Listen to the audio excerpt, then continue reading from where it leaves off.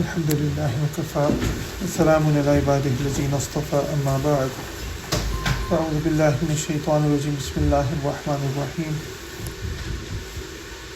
يا أيها الذين آمنوا اتقوا الله وكونوا مع الصادقين سبحان ربك رب العزة عما يصفون وسلام على المرسلين والحمد لله رب العالمين اللهم صل على سيدنا محمد وعلى آل سيدنا محمد وبارك وسلم.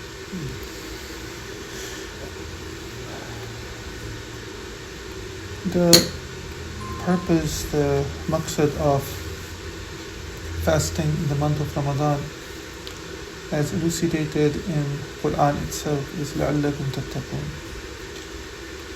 is that this month is a practice for self-restraint. It's an exercise in controlling ourselves, in developing this batini hal, which is known as taqwa, which we can call Allah consciousness, being conscious of Allah subhanahu wa ta'ala, having haybat of Allah subhanahu wa ta'ala, having fear of Allah subhanahu wa ta'ala. And taqwa is an essential element of being an abd of Allah, because without it, it becomes very difficult to stay away from a life of sin. Because the nafs itself will keep on attracting us towards the pleasures of the dunya, and so in order to control ourselves, we need to develop this hal, this kayfiyah within our heart, that Allah subhanahu wa ta'ala is watching us and Allah ta'ala is with us and we are going to be held accountable, and other attributes and sifat of Allah subhanahu wa ta'ala as well. Now, so this is what we hope to accomplish, inshallah. That is the hope. But the good thing is that this is not the only thing that Allah subhanahu wa ta'ala says in the Quran that will help us attain taqwa. Imagine if somebody could not fast, if somebody was sick, if somebody was daif, and they could not fast in this month, then what about them? How do you develop taqwa then? So Allah subhanahu wa ta'ala has opened the doors to develop this hal, this condition, this state.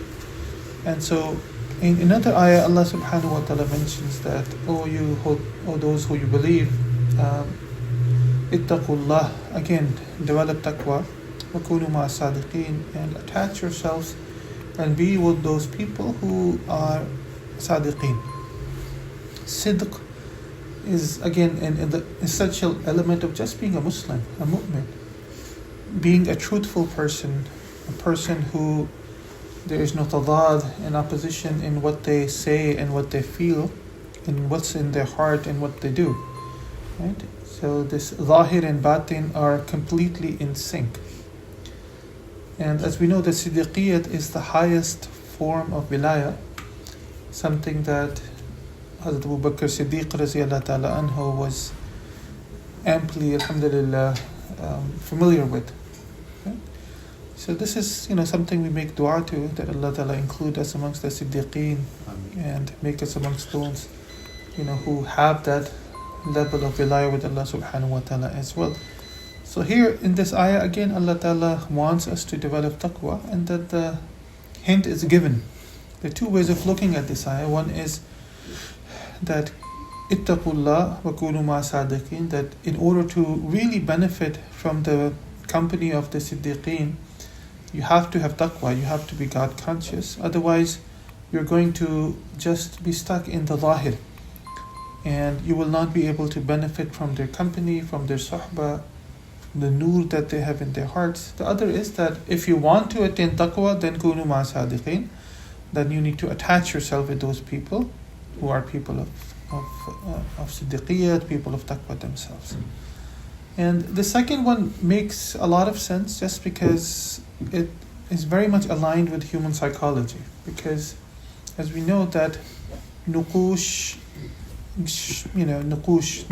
can leave an influence, but more than that, nafs leaves influence. In our language they say kharbuza se rang pakarta hai. So when a person has this connection, has this ta'alluq with those who have a ta'alluq with Allah subhanahu wa ta'ala, this ta'alluq actually rubs off on them as well. And so this is essential that we are combining different things to attain taqwa. I would argue that one of the easiest way is to attain taqwa is to be in the company of those people who have taqwa as well. And so if you look at our own tradition, Allah subhanahu wa ta'ala has emphasized the suhbah of the salihin very much. Right from the get-go, 1400 years ago, the greatest jama'ah that ever lived was the jama'at of the Sahaba Kiram Rizwanullahi Ajma'in. And just in the name itself, we know that they had the suhbah of Allah subhanahu wa ta'ala's Nabi sallallahu alayhi wasallam, and that is why they were called Sahabi companions, somebody who had companionship with Rasulullah sallallahu alayhi wasallam. And so here lies the secret that the companionship and rifaqat, or being a siddiq, right,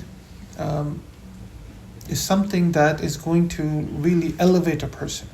So if you look at their lives before Islam, and if you look at their lives after Islam and after the suhbah of Rasulullah sallallahu alaihi wasallam, it's amazing how much change and transformation happened. And so every generation followed the suit, the successors and the tabi'een and taba tabi'een, all of them, they took it upon themselves to again bring this suhbah within their lives. So for the second generation, it was the suhbah of the Sahaba Kiram, and their mizaj, their temperament developed according to the mizaj or differences of mizaj in Sahaba Kiram Rizwanullahi Ajma'in as well. So they were able to benefit not only as far as the ulum zahiriya are concerned, but they were able to develop, do their own tarbiyah. They were able to be motivated, they were able to be inspired by Sahaba Kiram Rizwanullahi Ajma'in. And then in return, the next generation, and the next generation, and the next generation. So this is something that has been very key, and this is something that is probably getting weaker now, and people don't have that kind of ta'alluq of kunu ma sadiqeen that was essential to develop certain ahwal and kayfiyat within ourselves. In an increasingly individualistic society, where we are told that it's me, myself and I, you just have to believe in yourself. You have to believe in yourself, and you just have to stand apart. You don't need anybody else. We sometimes use this kind of mindset in matters of deen as well, to our own detriment, because then we lose that connection, and the connection lost means that a lot of the ahwal and kayfiyat are lost as well. And a person is only stuck in the intellectual tradition, if even that, in the intellectual tradition of the deen, and not necessarily the spiritual, the batini aspect of the deen. So, alhamdulillah, we should try to make sure that there are vessels of guidance in our lives as well. Somebody that we can ourselves feel that our qalb is attracted to, we ourselves can be inspired from and motivated from to be better, right? To be better. This is something that they use in secular world all the time. Thought leaders, influencers. These are people who are supposed to be influencing others. For us, we already have role models. We don't need anybody else to get influenced from or any other thought leaders. These are ulama, the mashayikh of Ahl Sunnah wal Jama'ah, who have spent their lifetime in gaining this ilm, but not only just gaining this ilm, but taking this color of Sharia and applying it upon themselves. And that is essential, that they've been able to make themselves fragrant from the color of the Sharia. Okay? And just like that saying that, the example of good company is like that of a perfume seller. That when you go in the company of a perfume seller, even if you have no intention of buying the perfume, you still benefit from it. You benefit from the beautiful fragrance, you benefit, it makes you feel good. Your own aesthetic sense develops because of that. Even though you haven't done anything, just being in the company of a perfume seller does that to you. Right? So we need to look for those perfume sellers in our lives too. And we need to benefit from that. And Shaykh Sadi Rahmatullah writes that one time I went into hammam and I smelled something really good, and I looked around and there was a clump of clay and dirt on the ground, and I addressed it and I said, "Are you musk or are you amber? Because your fragrance is driving me crazy. It's so beautiful." And he said, "I'm neither. That I am just mere dirt and clay, and the flower from the tree, it fell down upon me, and I was in its sangat, in its companionship for a little while, and I internalized its smell. And so this is why you think that I am muskun amber." So that's exactly, we are dirt, that's okay. But we have to look for the flower that we can attach ourselves to and internalize the fragrance ourselves, the nur from Allah subhanahu wa ta'ala. Right? The hearts of these mashayikh, they are like magnets. Right?